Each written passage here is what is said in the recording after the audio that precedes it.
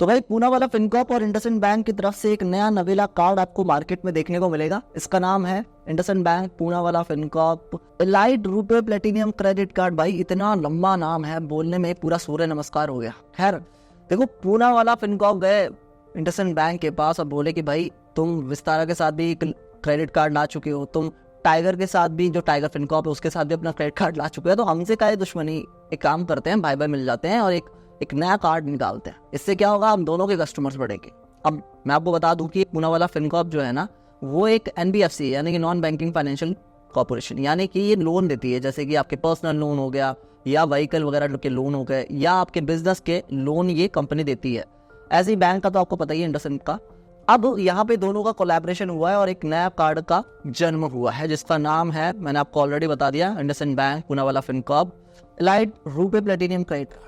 क्या क्या विशेषताएं हैं और किन लोग के लिए कार्ड है, जानेंगे आज के इस वीडियो पे।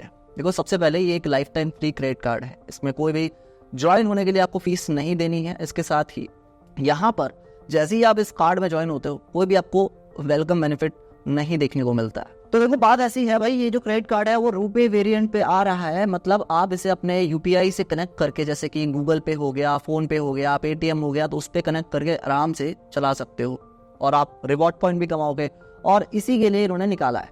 अब बात आती है कि भाई रिवॉर्ड पॉइंट्स क्या हैं इसके। तो देखो, रिवॉर्ड पॉइंट का सिस्टम कुछ इस तरह का है कि यहाँ पर ई-कॉमर्स पे अगर खर्चा करते हो इस क्रेडिट कार्ड से, तो आपको हर 100 रुपए की स्पेंडिंग पे 2.5 रिवॉर्ड पॉइंट दिए जाएंगे। लेकिन शर्तें हैं कुछ यहाँ पे।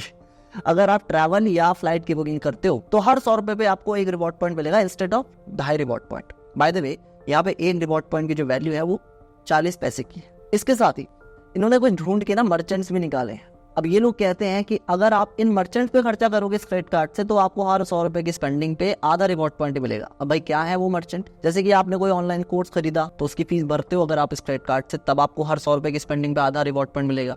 या फिर आप रेंट का पेमेंट करते हो तब आपको आधा रिवॉर्ड पॉइंट मिलेगा। या फिर आप कोई गवर्नमेंट का ट्रांजैक्शन करते हो तब आपको आधा रिवॉर्ड पॉइंट मिलेगा। या फिर कोई इंश्योरेंस का प्रीमियम भरते हो तब भी आपको आधा रिवॉर्ड पॉइंट मिलेगा। ठीक है, तो ये कुछ सेलेक्टेड मर्चेंट्स है जिन पे अगर आप खर्चा करते हो तो हर 100 रुपए की स्पेंडिंग पे आपको आधा रिवॉर्ड पॉइंट दिया जाएगा। अब इसके बाद UPI से किया गया कोई भी खर्चा, उस पे आपको हर 100 रुपए की स्पेंडिंग पे 1 रिवॉर्ड पॉइंट मिलेगा। इसके साथ ही अगर आप UPI के जरिए ट्रैवल की कोई बुकिंग कर रहे हो तब भी आपको 100 रुपए की स्पेंडिंग पे 1 रिवॉर्ड पॉइंट मिलेगा। और जैसे कि मैंने बताया, सेलेक्टेड मर्चेंट्स पर खर्चा कर रहे हो इस क्रेडिट कार्ड का इस्तेमाल करके और जरिया है UPI, तब आपको आधा रिवॉर्ड पॉइंट हर 100 रुपए के खर्चे में मिलेगा।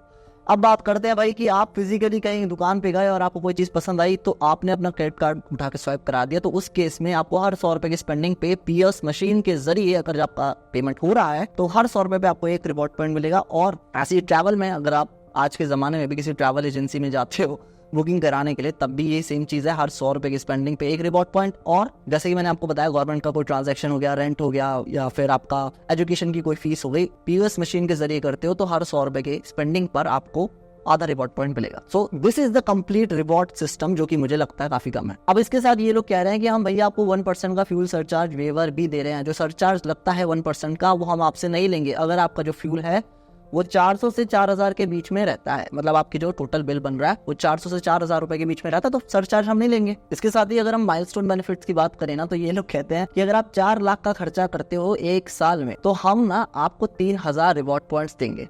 अब 3000 रिवॉर्ड पॉइंट्स की जो वैल्यू है वो कितनी बैठी, अगर 1 रिवॉर्ड पॉइंट 40 पैसे का, वो बैठी 1200 रुपए।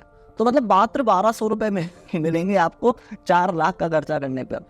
तो ये तो सीन है इनका। इसके साथ ही ये लोग कह रहे हैं कि हम आपको मूवी ऑफर भी देते हैं मूवीज के लिए, मतलब एक टिकट के साथ दूसरा टिकट मुफ्त। लेकिन यहाँ पे भी कंडीशन है, वो ये है कि हम आपको 200 रुपए से ज्यादा का डिस्काउंट नहीं देंगे। मतलब अगर आप 2 टिकट बुक करते हो बुक माई शो से इस क्रेडिट कार्ड से, और आपकी जो एक टिकट का प्राइस है वो 500 रुपए है, तो 2 टिकट का 1000 रुपए हो गया। तो ये लोग कह रहे हैं कि हम 200 रुपए से ज्यादा का डिस्काउंट दे देंगे, मतलब 800 रुपए आपको अपने क्रेडिट कार्ड से भरने पड़ेंगे। अच्छा, एक चीज मैं बता देता हूँ, जो रिवॉर्ड पॉइंट्स है ना, उसकी जो वैलिडिटी है वो 2 साल की है। तो 2 साल से पहले आपको इस्तेमाल करना रहेगा। अगर नहीं करते हो तो एक्सपायर हो जाते हैं।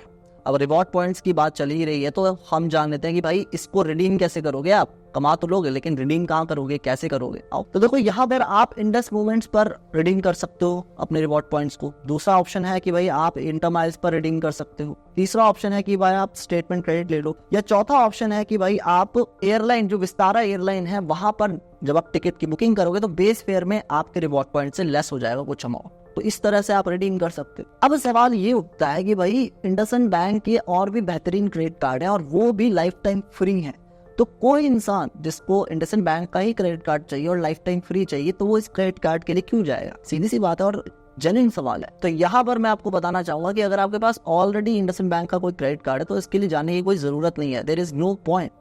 लेकिन आज लेट्स जस्ट से, और मैं एग्जांपल ही दे रहा हूँ, कोई पत्थर की लकीर नहीं है, लेट्स जस्ट से कि आपके पास है इंडसइंड का टाइगर, आपके पास है लेजेंड, तो आप प्राइमरी क्रेडिट कार्ड की तरह ट्रीट करें, एक क्रेडिट कार्ड इसको उठा लें, ये आपके यूपीआई स्पेंडिंग पे आपके लिए बढ़िया रहेगा। बहुत ही स्मार्ट तरीका है ये इस क्रेडिट कार्ड के साथ खेलने का, क्योंकि प्राइमरी क्रेडिट कार्ड तो ये साबित नहीं होता अच्छा। इसके साथ ही इंडसइंड बैंक का एक और क्रेडिट कार्ड आता है, इसका नाम है इंडसइंड बैंक का प्लेटिनियम रुपे क्रेडिट कार्ड, वो ज्यादा अच्छा है। तो अगर आपके पास वो वाला क्रेडिट कार्ड है तो बहुत बढ़िया है, इस पे आने की जरूरत नहीं है।